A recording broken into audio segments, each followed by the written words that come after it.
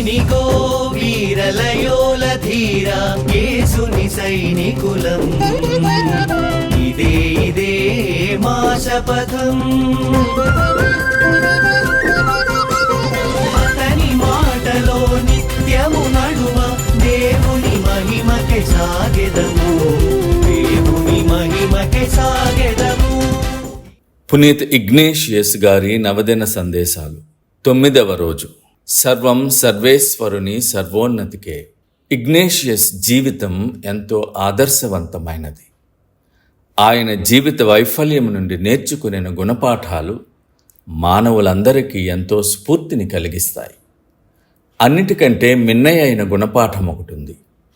తన పరివర్తనకు ముందు ఏ కార్యం చేపట్టినా తన పేరు ప్రఖ్యాతుల కోసం లేదా వ్యక్తిగతమైన సుఖాల కోసం ఇగ్నేషియస్ చేశాడు. తన గుర్తింపునే ధ్యేయంగా చేశాడు. కానీ పరివర్తన చెందిన తరువాత తాను ఏది చేసినా అంతా దేవుని మహిమ కోసమే చేశాడు. దేవుని అత్యంత మహిమ కోసమే చేశాడు. తనను తాను పూర్తిగా పరిత్యజించుకున్నాడు. అద్ మయోరెం దేయి గ్లోరియంగా లతీను భాషలో చెప్పబడిన నినాదానికి సర్వం సర్వేశ్వరుని సర్వోన్నతికే అని అర్థం. All for the greater glory of God. ఇదే యుగయుగాలుగా జేసుసభను నడిపించిన అత్యంత శక్తివంతమైన నినాదం. ఆయన కోసమే సృష్టించుకున్న మానవుడు ఆయన మహిమ కోసమే జీవించటమే నిజమైన జీవిత లక్ష్యమని ఇగ్నేషియస్ బోధించాడు. ఆ మహిమను పరుల సేవలోనే కనుగొనడం ఇంకా ఉన్నతమైన లక్ష్యంగా విశ్వసించాడు. ఇటువంటి ఉన్నత లక్ష్యాలను ఏర్పరిచి మానవ సమాజానికి చిరస్మరణీయమైన సందేశం అందించిన పునీత ఇగ్నేషియస్ లోయోలా గారిని ఈ ప్రపంచానికి ఒక బహుమానముగా అందించిన దేవాది దేవునకు వందనములు చెల్లించుదాం.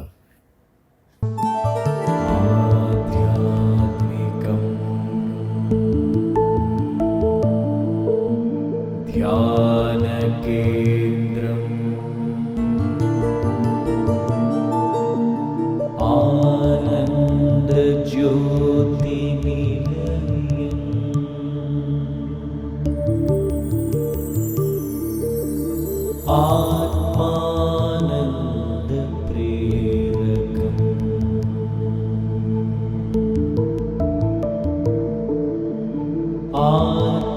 ఆత్మానంద ప్రేరకం